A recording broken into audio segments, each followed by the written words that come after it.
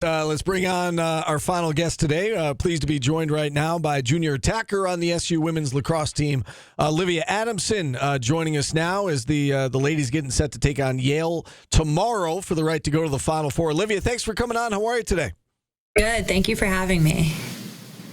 All right, so I guess let's start with the first NCAA tournament game against Stony Brook. I know that publicly, you guys had to say that you didn't care about who you played. My guess is that you were glad to see Stony Brook again after they beat you in overtime earlier in the year and you got a second crack at them. Were you glad to see Stony Brook? And I guess what went differently the second time around that allowed you guys to win that game? I mean, I'm just happy to get to play another game. So getting to play against Stony Brook and get a little bit of revenge was awesome.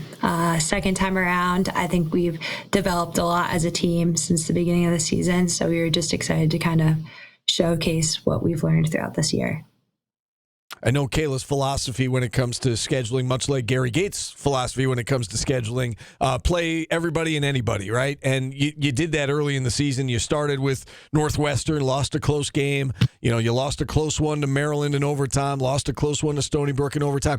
How did those games get you ready for, what you're going through right now, which is, hopefully a run to the Final Four here in the NCAA tournament? I just think that those losses at the beginning of the season taught us a lot, and we've developed a lot from that. Our practices have definitely gotten harder. We've changed some of the things that we've been running and gotten better at executing what we have been running at the beginning of the season. So all of those losses just kind of taught us some things that we needed to learn.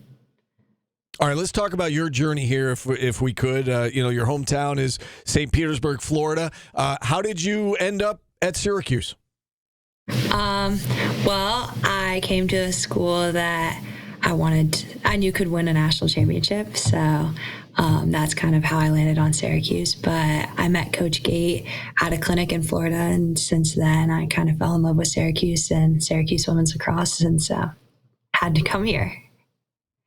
And it worked out very well for you. You're in your junior year and have had a great career to this point. How have you seen yourself get better? I want to ask you how the team, compares to when you first got here as well. But let's start with you individually. How have you seen your game grow over the course of the last 3 years? I've just learned a lot. I think Coach Trainer and all of our different assistants that we've had, Coach Rafis, Coach Kent, Coach DeFelice, they've just really helped develop me as a player. And I've gained a lot of confidence since being here and learning from the best coaches in the country. So I think that's really been my biggest development. You've had a lot of success, team success, since you've been here as well. How does this year's team compare to, your freshman year and sophomore year? The names change, right? You'll lose some to graduation or to transfer, but the level and the standard of play never seems to change, right? You guys are really good year in and year out. How does this year's group compare to the last two teams in your mind?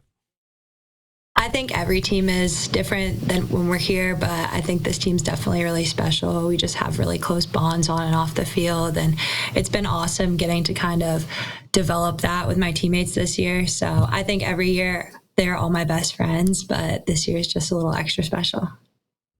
We've seen Syracuse women's lacrosse, in the Final Four. It seems like year in and year out. What does it take to get over that hump? I'm sure you've been asked this question a million times. You're probably tired of being asked this question, but in terms of the national title, that is the ultimate goal. What will it take to get over that hump and to get it done? I just think sticking together and having the ultimate belief in each other and our coaches and our game plan, I think that's what will set us apart at the end of the day. And having that intensity and that grit that we've developed throughout the season and just trusting each other.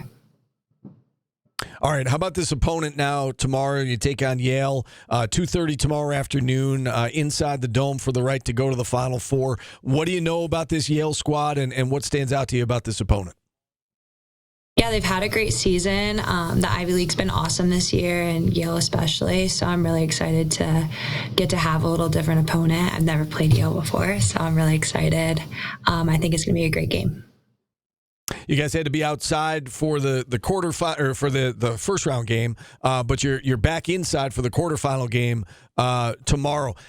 How much does the hometown support mean to you and your teammates when you show up and there's a good crowd there, and this is obviously the last time fans can see you this season. Should you win and move on, it's off to the Final Four. How much does the crowd help you and your teammates from a home crowd perspective? We have the best fans in the nation, hands down. The Syracuse community is amazing, and we have so many fans and so many passionate fans at every game. And so it's just super awesome that we have the opportunity to play for them in the Dome one more time. And I'm really excited to see everybody out there. And I guess just last question for you, Olivia, what does this game come down to tomorrow in your mind? What do you guys need to do well to move on to the next step? Just bring that intensity and competitive fire. I think we're pretty well prepared, and so all that's left to do is bring the energy and the excitement and the grit and get out there and execute our game plan.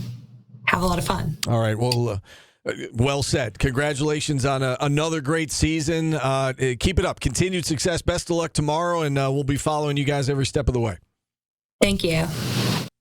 All right, Olivia Adamson, junior attacker, joining us here on the program. And with that, we will hit our final timeout. There's still time for a phone call or two at 315-437-7644. We will wrap things up next on ESPN Radio.